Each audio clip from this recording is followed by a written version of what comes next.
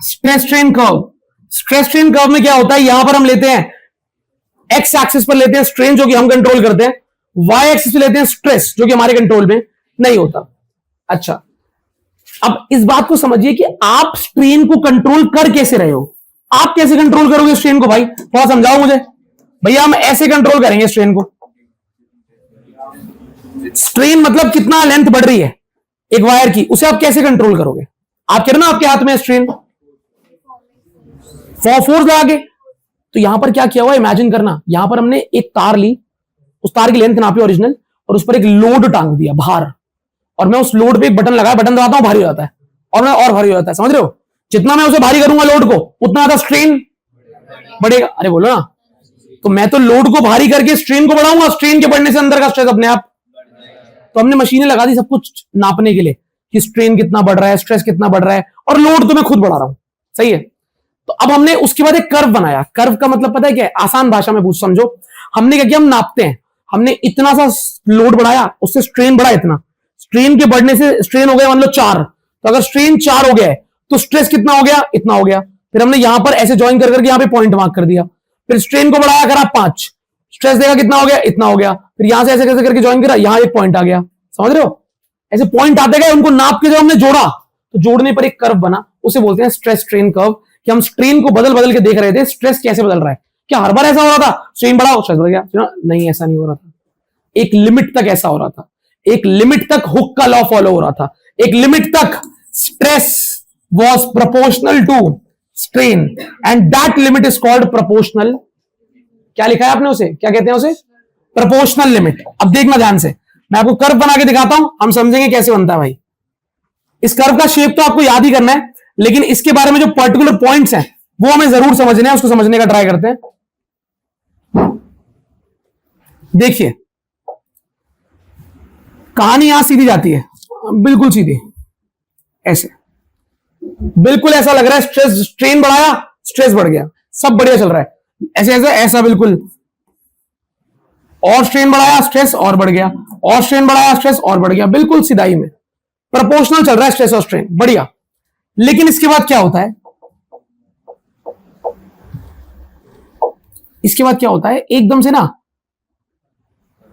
Curve आता है, curve. Point का नाम है ए पॉइंट तक स्ट्रेस और स्ट्रेन एक दूसरे के प्रोपोर्शनल थे। हाँ, पर ए पॉइंट के बाद मैंने जब और लोड बढ़ाया, स्ट्रेन और बढ़ा, स्ट्रेन और बढ़ने पे स्ट्रेस अब उतना तेजी से बढ़ नहीं रहा, बढ़ तो रहा है लेकिन बहुत तेजी से तो ठीक ठाक तेजी से स्ट्रेस बढ़ रहा है। ठीक है, इसके बाद आता है पॉइंट बी, कहते हैं इसे क्या, पॉइंट बी। पॉइंट बी के बाद क्या होता है, और स्टीडीनेस आ जाती है। मैं स्ट्रेन को और बढ़ाता हूं तो स्ट्रेस में बढ़त तो होती है लेकिन कुछ खासी बढ़त। फिर आता है पॉइंट सी, क्या आता है, अच्छा, ऐसा पाया गया बच्चों, ऐसा पाया गया कि अगर आप पॉइंट बी यानी कि स्ट्रेन को आप यहां तक खींच दो, यहां तक, तो उस केस में भी अगर आप एकदम से लोड को गायब करो, लोड की रस्सी काट दो, तो एकदम से हमारी वायर ओरिजिनल लेंथ में आ जाएगी। ए पॉइंट पर अगर आप एकदम से लोड हटाओगे, डिफॉर्मिंग हटाओगे, स्ट्रेन हटाओगे, एकदम से वायर नॉर्मल लेंथ में आ जाएगी। बी पॉइंट तक भी अगर आपने जाकर लोड हटाया तो लोड हटाने पर हमारी वायर ओरिजिनल शेप में आएगी। लेकिन अगर बी पॉइंट क्रॉस हो गया, बी टू सी वाला रीजन क्या है, यहां पर क्या होता है, यहां पर जब आप स्ट्रेस बढ़ाते हो ना, क्या बढ़ाते हो, स्ट्रेस, तो स्ट्रेन ना के बराबर बढ़ता है। सॉरी, जब आप स्ट्रेन बढ़ाते हो तो स्ट्रेस ना के बराबर बढ़ता है। कहां पर, बी टू सी में, कहां पर, ए पॉइंट का नाम बता रहा हूं, ए पॉइंट का नाम क्या था, प्रोपोर्शनल लिमिट। बी पॉइंट तक देखा गया कि हमारी रस्सी इलास्टिक बिहेव कर रही है, छोड़ते ही वापस जा रही है। अगर आपने बी पॉइंट के आगे चले गए तो रस्सी इलास्टिक नहीं रहेगी। इलास्टिक क्या होता है, छोड़ते ही अपने ओरिजिनल शेप और साइज में चले जाए। तो इलास्टिसिटी की लिमिट यहां पर आ गई, इसे कहते हैं elastic limit.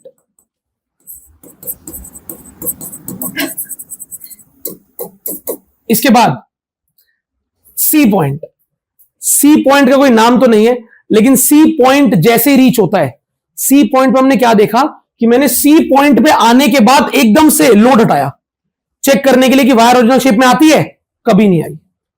Wire original shape में वायर के अंदर परमानेंटली एक स्ट्रेन आ गया है, परमानेंटली स्ट्रेन आ चुका है, परमानेंट खिंचाव आ चुका है। अब वो अपने कभी भी जिंदगी में ओरिजिनल शेप में नहीं जाएगी, और वो परमानेंट खिंचाव मार्क करते हैं ऐसे, इसके पैरेलल लाइन ड्रॉ करते हैं और हम बताते हैं। किसी ने पूछा कितना खिंचाव आ गया परमानेंट, इतना खिंचाव, इतना, ये परमानेंट खिंचाव है। ये जितनी भी लंबाई है वायर इतनी लंबाई से खिंची रहेगी हमेशा, कभी भी नॉर्मल साइज में। अभी फिलहाल वायर कितनी खिंची हुई है, इतनी खिंची हुई है वायर, लेकिन छोड़ूंगा तो अपने ओरिजिनल साइज में जीरो स्ट्रेन में नहीं जाएगी। इतना स्ट्रेन परमानेंटली उसमें तब भी रह जाएगा। ये जो परमानेंटली स्ट्रेन उसमें हमेशा के लिए रह जाएगा, इस स्ट्रेन का नाम है परमानेंट सेट। क्या बोलते हैं इसे? इस लंबाई का नाम है परमानेंट सेट। ये वो डिफॉर्मिटी है जो आप अगर लोड हटा दोगे, स्ट्रेन, आप बिल्कुल खिंचाव नहीं प्रोड्यूस कर रहे, कोई खिंचाव नहीं लगा रहे, फिर भी इतना स्ट्रेन रहेगा, क्योंकि आपने एक लिमिट से ज्यादा खींच दिया, एक लिमिट से। उस लिमिट का नाम था इलास्टिक।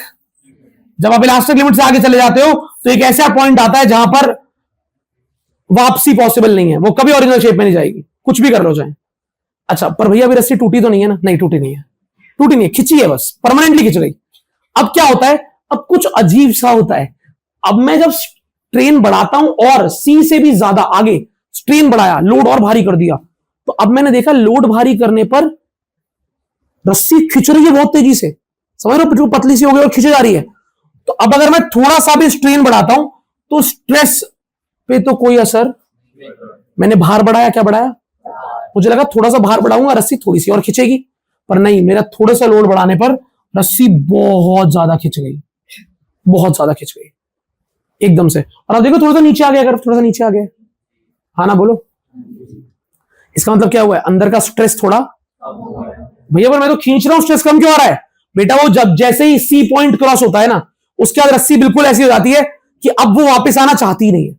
अब अगर आप उस समय उसमें भार बढ़ाओगे, खींचोगे और ज्यादा, तो रस्सी फिर खिंचेगी, अंदर का स्ट्रेस थोड़ा सा ड्रॉप होता है। कई मटेरियल में अलग होता है, ये शेप हर मटेरियल के सेम नहीं है, मतलब इसका शेप सेम होता है, ये जो चीजें हैं इनकी लंबाई कम बढ़ती होती है, अभी सिखाऊंगा आपको। तो बी पॉइंट पे क्या हुआ, बी पॉइंट पे आपने इसको और टैकल करना चाहा तो थोड़ा सा लोड बढ़ाने पर स्ट्रेन बहुत ज्यादा बढ़ गया, स्ट्रेन बहुत ज्यादा बढ़ गया।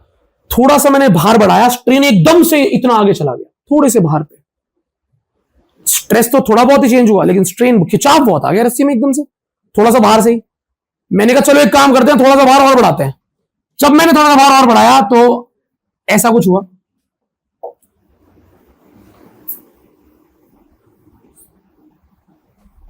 ये वो स्ट्रेन है जिसको प्रोड्यूस करने पर रस्सी टूट गई, रस्सी टूट गई। यहां पर डी होगा, यहां पे रस्सी ने हार मान ली, रस्सी टूट गई। क्या हो गया, रस्सी डी गलत मार्क हुआ भाई, डी, रस्सी टूट गई। तो नाम बताओ, डी पॉइंट का नाम क्या है?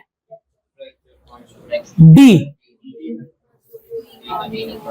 सी से डी लिखवाया होगा कुछ मैंने।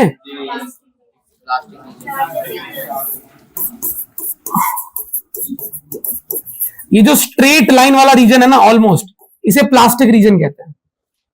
और ई पॉइंट का नाम होता है फ्रैक्चर पॉइंट। सी से डी वाले रीजन के बारे में कोई तुमसे पूछे तो प्लास्टिक रीजन बोलना, और साथ साथ ये भी कि इस रीजन में अगर आप थोड़ा सा लोड बढ़ाते हो स्ट्रेन बहुत ज्यादा बढ़ जाता है। अच्छा, अब ऐसा बनता है स्ट्रेस स्ट्रेन कर्व, पेपर में आता है draw the stress strain curve and explain it. Explanation आपको जो मैंने सेकंड पॉइंट लिखवाया है वो है, आपको हर एक पॉइंट की जानकारी देनी होती है। ये बनाने के बाद साइड में लिख दिया जाए क्या, O to A is called elastic region, O से A is called elastic region, O से A को इलास्टिक रीजन कहते हैं। A is called the proportional limit, B is called elastic limit, B to C, B to C में क्या होता है, एक permanent stress, permanent set produce हो जाता है, it will not return back to its original position. On further increasing load beyond C, strain increases rapidly. After point D, C से D तक स्ट्रेन रैपिडली बढ़ता है, और डी पॉइंट के बाद एक ऐसा रीजन आता है जहां पर अगर आपने स्ट्रेस को स्ट्रेन को और बढ़ाया तो स्ट्रेस थोड़ा सा बढ़ेगा और उसके बाद एकदम से रस्सी वो टूटने से पहले आखिरी सांसें ले रही होती है रस्सी, बिल्कुल तब पूरी जान लगाती है रस्सी, स्ट्रेस डेवलप होता है अंदर और फिर रस्सी टूट जाती है। ठीक है, ई पॉइंट पे आके रस्सी टूट गई। ठीक है, हर वायर या हर सॉलिड का स्ट्रेस स्ट्रेन कर्व ऐसा ही बनता है। फर्क क्या होता है? फर्क क्या होता है, ये जो प्लास्टिक रीजन है और ये वाला इलास्टिक रीजन है। देखो ये टेढ़ा वाला क्या है? इलास्टिक रीजन, और ये वाला क्या है? इसका फर्क होता है बस, समझ रहे हो? अब कैसे भैया? देखो यार, प्लास्टिक लिया मैंने, प्लास्टिक नॉर्मल प्लास्टिक लिया, उसमें हथौड़ा मारा, क्या होगा? टूटेगा नहीं टूटेगा? नहीं टूटेगा प्लास्टिक। किसको लगता है टूट जाएगा? प्लास्टिक का लंच बॉक्स, प्लास्टिक का बॉक्स लिया, हथौड़ा मारा उस पर, टूटेगा नहीं टूटेगा? अरे बोलो, टूट जाएगा। लोहा लिया, लोहे पे हथौड़ा मारा, टूट जाएगा? 5000 बार हथौड़ा मारा, टूट जाएगा? आपको नहीं लगता पतला हो जाएगा? खिंच जाएगा, पर टूटेगा? वो खिंचता रहेगा, आसानी से टूटेगा? डक्टाइल कहते हैं। क्या कहते हैं? उसका ये जो प्लास्टिक रीजन है ना, प्लास्टिक रीजन कि खिंचता रहेगा लेकिन टूटेगा, ये बहुत बड़ा होता है। डक्टाइल चीजों का जो प्लास्टिक रीजन है बहुत बड़ा। और जो ब्रिटल होती है, ब्रिटल मतलब आपने जान लगाई टूट गया, हम कह रहे थे भाई तू चपटा हो जा यार, नहीं जान लगा से टूट गया, उसे कहते हैं ब्रिटल। क्या कहते हैं? समझ रहे हो मेरी बात को कि नहीं समझ रहे? आप अगर एक फाइबर की चीज लेते हो और उसको ऐसे मोड़ोगे, मुड़ जाएगी, ऐसे मोड़ते रहोगे वो मुड़ती रहेगी, उसमें खिंचाव आ जाएगा, वाइटिशनेस आ जाएगी, पर आसानी से टूटेगी। लेकिन आपने बिल्कुल प्योर प्लास्टिक लिया और ऐसे कर दिया, लकड़ी डंडी ली, ऐसे कर दिया, टूटेगी नहीं टूटेगी? वो ब्रिटल है। जो एकदम से टूट जाए वो ब्रिटल, जो एकदम टूट जाए वो। और जो मार खाने के बाद बिल्कुल थिन होती रहे पर आसानी से ना टूटे, उसे कहते हैं डक्टाइल। क्या कहते हैं? तो पेपर में सवाल आता है, बच्चे को पता होना चाहिए कि कैसा स्ट्रेस स्ट्रेन कर्व बनता होगा डक्टाइल का और ब्रिटल का। फर्क होता है? हाँ फर्क होता है। डक्टाइल जो आसानी से टूटता नहीं है, उसका प्लास्टिक रीजन काफी बड़ा होता है, ये वाला रीजन। और जो ब्रिटल होता है उसका रीजन बहुत नहीं आया क्या? श्योर हो? स्ट्रेस स्ट्रेन कर्व के बेस पे क्लासिफाई किया गया, दो तरह के मटेरियल बने, डक्टाइल और brittle. The material which have large plastic range of extension are called. तो ग्राफ कैसा बनता होगा भाई?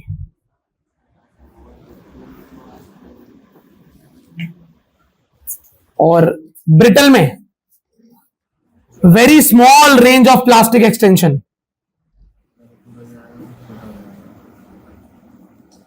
प्लास्टिक रीजन बहुत कम होता है, तो ब्रिटल डक्टाइल याद रखना पड़ेगा, पेपर में बनाने के लिए आ जाता है। अरे बोलो, श्योर हो? अच्छा, एक ऐसी लाइफ की फील्ड बताओ जिंदगी में जहां हमें ब्रिटल मटेरियल चाहिए। मैं कह रहा हूं कोई मटेरियल का नाम मत बताओ, ऐसा कौन सा काम होगा जिसके लिए, फॉर एग्जाम्पल मुझे खाना पैक करने के लिए रेडियो एक्टिविटी वाले फॉइल चाहिए, जिनसे रेडियो एक्टिव हीट बाहर ना जाए, रेडिएशन बाहर ना जाए, गर्मी अंदर ट्रैप रहे, तो उसके लिए मैं यूज करूंगा कौन सा मटेरियल? डक्टाइल। मुझे फॉइल बनाना है भाई, एक इतने बड़े एल्यूमिनियम के पीस को पीट पीट के पतली शीट, मेलेबिलिटी चाहिए पूरी कि बिल्कुल चपटा हो जाए पर टूटे नहीं, तो वो तो इसके लिए कैसा मटेरियल चाहिए होगा? डक्टाइल। अच्छा, तो ऐसे ब्रिटल मटेरियल लाइफ में किस काम के लिए चाहिए हो सकता है? एक मजदूर है, उसको ईंटें लगानी है कहीं पे। अब मान लो एक जगह इतनी बची जहां आधी ईंट लग सकती है, और वो उस आधी ईंट को तोड़ने के लिए छेनी लेकर मार रहा है, और वो ईंट खिंच जा रही है, रबर की तरह खिंच जा रही है, टूट ही नहीं रही है, आधा घंटा लग गया उसको टूटने में, फिर वो जाके टूटी, च्युइंगम की तरह खिंच गई, अब वो उसको लगा रहा है वहां पे। ऐसा अच्छा होगा? हमें कैसी चाहिए? ईंट। ऐसा सॉलिड होना चाहिए जो टक मारने पे जहां से तोड़ना है टूट जाए, ऐसा ना हो एक्सटेंड होता रहे खामा का। हाँ ना बोलो? ऐसे बहुत सारे डोमेन्स हैं जहां पर ब्रिटल मटेरियल रिक्वायर्ड होते हैं, ऐसे बहुत सारे डोमेन है जहां पर। अब पेपर में प्रश्न जब बनता है किसी भी कॉम्पिटिटिव में या स्कूल में, तो वहां पर क्या करता है आजकल ना, यूज लेके आ गया है वो, ये वाला काम कराना है, इसके लिए जो मटेरियल यूज होगा उसका ग्राफ बना दो। अब बच्चे को उस काम को देख के जज करना पड़ेगा कि ब्रिटल यूज होगा या ब्रिटल यूज होगा तो ये ग्राफ बनेगा, डक्टाइल यूज होगा तो ये ग्राफ बनेगा। वो ब्रिटल डक्टाइल मुंह से नहीं बोलेगा, क्या करेगा? एक ग्राफ दे देगा, ऐसा ग्राफ दे दिया मुझे, मान लो 2 कर्व दे दिए, एक मटेरियल ए बोला इसको और इसको बोल दिया मटेरियल बी, मुझे ना ये वाला काम कराना है, बताओ ए यूज करूं या बी? तो आपको उस काम को देख के सोचना पड़ेगा, इसके लिए डक्टाइल मटेरियल चाहिए या कटक से टूटने वाला ब्रिटल मटेरियल? नहीं आया समझ में? तुम्हें ग्राफ ने ये बता दिया है कि ये ब्रिटल है और ये नहीं आया, तो प्रश्न की कैटेगरी इंप्रूव हो रही है, पेपर में ऐसे प्रश्न आ रहे हैं। आप ये ग्राफ जरूर एक बार जैसे नोट्स में होने चाहिए, है ना किताब में यार। ये आप समझे कि रीजन क्या बताते हैं। अब ये भी देख लो यार, ये जो रीजन होता है इसे कहते हैं इलास्टिक रीजन। क्या कहते हैं? कौन ज्यादा इलास्टिक को पूछेगा तो जिसका ये प्रोपोर्शनल रीजन ज्यादा लंबा है वो ज्यादा इलास्टिक। तो इलास्टिक कौन ज्यादा है, प्लास्टिक कौन ज्यादा है, कौन ब्रिटल है, कौन डक्टाइल है, इसकी बात होती है। ये चार चीजें आप समझ गए। प्लास्टिक कौन, जिसका प्लास्टिक रीजन ज्यादा, डक्टाइल कौन, जिसका प्लास्टिक रीजन ज्यादा, ब्रिटल कौन, जिसका प्लास्टिक रीजन कम, और इलास्टिक कौन, जिसका इलास्टिक रीजन ज्यादा।